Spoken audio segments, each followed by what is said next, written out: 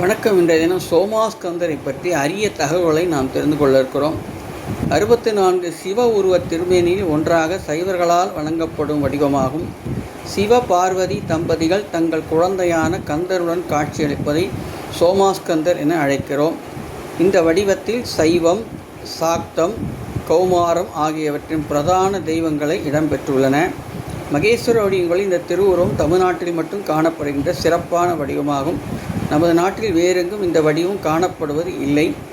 பஞ்சகுண சிவமூர்த்திகளில் சோமாஸ்கந்தர் கருணாமூர்த்தியாக அறியப்படுகிறார். சோமாஸ்கந்தர் என்பது சமஸ்கிருத மொழிச்சொல். சோமன் என்னும் சிவபெருமான், கந்தர் என்னும் முருகனுடன் உமையுடன் இருக்கும் உருவங்களில் சோமாஸ்கந்தர் என அழைக்கப்படுகிறது. சோமாஸ்கந்தர் வழிபாடு என்பது சிவபெருமான், பார்வதி தேவி மற்றும் கந்தன் ஆகிய மூவரும் ஒன்றாக காட்சியளிக்கும் வடிவத்தை குறிப்பிடுவதாகும்.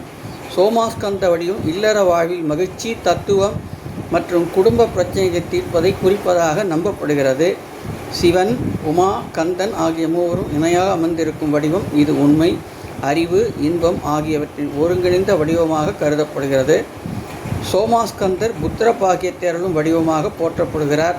சிவன் கோயில்களில் சோமாஸ்கந்தர் சிவ அல்லது ஓவி வடிவத்தில் இது பெரும்பாலும் கோயிலுக்கு கருவறையில் பின்புறம் அமைந்திருக்கும். காஞ்சிபுரம் கைலாசநாதர் கோயில் போன்ற பழமையான சிவ ஆலயங்களில் இந்த வடிவம் சிறப்பாக காணப்படுகிறது. பல்லவர் காலத்தில் இந்த வழிபாட்டு முறை மிகவும் பிரபலமானது.